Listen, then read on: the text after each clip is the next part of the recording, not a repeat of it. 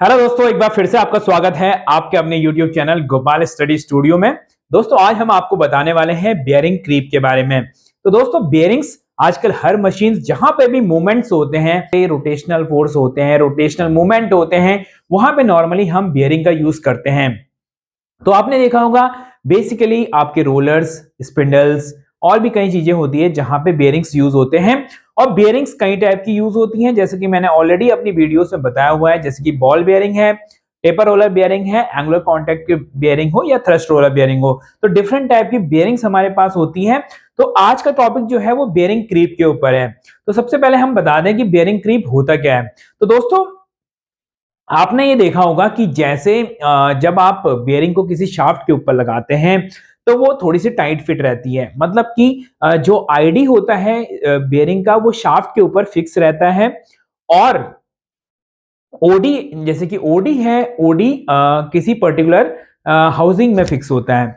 लेकिन अगर bearing creep की कंडीशन में क्या होता है दोस्तों, बेयरिंग क्रीप में जो बेयरिंग का आईडी है, जैसे वो शाफ्ट के ऊपर अगर लगा हुआ है तो शाफ्ट और बेयरिंग की आईडी जो है ना वो आपस में मूवमेंट करने लगेंगे। मतलब कि जो बेयरिंग की आईडी है वो शाफ्ट के ऊपर घूमने लगेगी, तो उसको इनर बेयरिंग क्रीप कहा जाता है दोस्तों। इनर बेयरिंग क्रीप मतलब इनर रेस जब किसी शाफ्ट के ऊपर लगा हुआ है बेयरिंग की और वो इस तरीके से घूमने लगे तो क्या होगा आपका। नॉर्मली होता क्या है, अगर आईडी पे हमारा बेयरिंग फिक्स है, जैसे बेयरिंग की आईडी अगर शाफ्ट के ऊपर इस तरीके से फिक्स है, तो जब शाफ्ट पूरी घूमती है तो पूरा रेस घूमता है। मतलब कि कोई रिलेटिव मूवमेंट नहीं होता है बेयरिंग की आईडी और शाफ्ट में। मतलब ये दोनों आपस में बिल्कुल फिक्स रहते हैं। और घूमता क्या है, मतलब ये जब घूमता है तो बॉल्स केवल रोटेट होती हैं। जो बेयरिंग्स की बॉल है या रोलर है वो केवल रोटेट होते हैं। लेकिन जो बेयरिंग की आईडी है वो शाफ्ट के ऊपर फिक्स रहती है और बेयरिंग की जो ओडी है वो किसी हाउसिंग के ऊपर फिक्स रहती है। लेकिन क्या होगा दोस्तों, कुछ क्लियरेंस डेवलप होने की वजह से या बियरिंग का आईडी या ओडी वेयर आउट होने की वजह से जो टॉलरेंसेस होते हैं वो इंटरफेरेंस फिट से क्या होता है, वो क्लियरेंस फिट में चला जाता है। मतलब क्या है दोस्तों, जब हम बियरिंग किसी शाफ्ट के ऊपर चढ़ाते हैं तो वो बहुत ही लूज फिट होगी। मतलब कि आप उसको हाथ से ही बहुत इजीली अगर आप डाल पा रहे हैं किसी शाफ्ट के ऊपर, इसका मतलब कहीं ना कहीं बेयरिंग और बेयरिंग की आईडी और उस शाफ्ट में कहीं ना कहीं क्लियरेंस है। तो यही क्लियरेंस क्या होता है, ये क्लियरेंस जब रोटेशनल बेयरिंग में रोटेशनल फोर्सेस होते हैं, जब कोई भी स्पिंडल या जहां पे भी वो बेयरिंग लगा हुआ है वो तेजी से घूमता है तो वहां पे लूज फिट होने की वजह से हमारा बेयरिंग का आईडी शाफ्ट के साथ रोटेट करने लगता है। तो ये इनर बेयरिंग क्रीप है। आउटर बेयरिंग क्रीप मतलब आउटर रेस जब घूमने लगता है हाउसिंग में। कभी कभी ये होता है, जैसे आपने देखा होगा स्पिंडल में जब हम पूरा बेयरिंग का जब स्पिंडल कार्टेज डालते हैं, ये मैंने स्पिंडल जैसे स्पिंडल में नॉर्मली क्या होता है, जो हमारी इंटरनल शाफ्ट होती है, अंदर की शाफ्ट है, उसमें हम बेयरिंग फिट करते हैं। बेयरिंग फिट करने के बाद हम हाउसिंग में डालते हैं।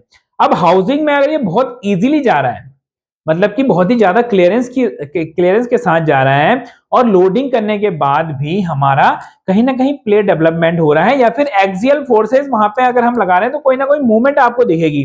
इसका मतलब जो बेयरिंग है वो हाउसिंग में टाइट नहीं है, उसमें कुछ ना कुछ प्ले है।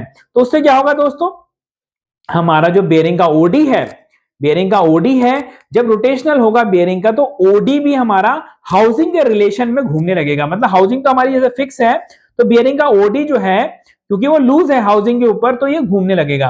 और अगर घूम रहा है तो मतलब इसमें हाउसिंग और बेयरिंग के ओडी में क्लियरेंस है और क्लियरेंस होने की वजह से यहाँ पे प्ले भी जनरेट होगा। तो मैंने ये बहुत बार ऑब्जर्व किया हुआ है। कई बार हम कोई चीज रिपेयर करते हैं, सपोज स्पिंडल है या कुछ अन्य पार्ट हम रिपेयर करते हैं, तो वहां पे क्या होता है, हम बेयरिंग तो नया डालते हैं, बेयरिंग नया डालते हैं, लेकिन जो हमारी शाफ्ट होती है या फिर हाउसिंग होती है वो वियर एंड टियर होने की वजह से हमारा जो एक्यूरेसी आना चाहिए वो नहीं आ पाता है। हम कई बार डाउट करते हैं कि यार मशीन बिल्डर ने तो जब बनाई थी तो बहुत ज्यादा एक्यूरेट ये इसके रिजल्ट्स आ रहे थे और लाइफ भी अच्छी आ रही थी, बट हमने ऐसा क्या किया, कहां पे हमसे गलती हुई कि हमारा बेयरिंग चेंज करने के बाद भी हमारा लाइफ नहीं आ रहा है स्पिंडल का। तो मेन रीजन यही है दोस्तों, क्योंकि क्या होता है नॉर्मली हम जब मेंटेनेंस वर्क करते हैं तो वहां पे हम स्पिंडल की शाफ्ट या फिर स्पिंडल की हाउसिंग पे नॉर्मली हम काम नहीं करते हैं। तो काम नहीं करने से जो भी वियर एंड टियर वहां पे हुआ रहता है, जो भी शाफ्ट वियर है या फिर हाउसिंग वियर है, वो एज इट इज रहता है। और जब हम स्पिंडल बेयरिंग वहां पे सब फिट करते हैं तो वो जो क्लियरेंस डेवलप होने की वजह से आइदर वो जो बेयरिंग में प्ले जनरेट होता है और वो कहीं ना कहीं ओवरहीट भी वहां पे जनरेट करता है, बेयरिंग की लाइफ भी इससे नहीं आती है, साथ में हमारा जो स्पिंडल पे एक्यूरेसी आना चाहिए था वो भी नहीं आ पाता है।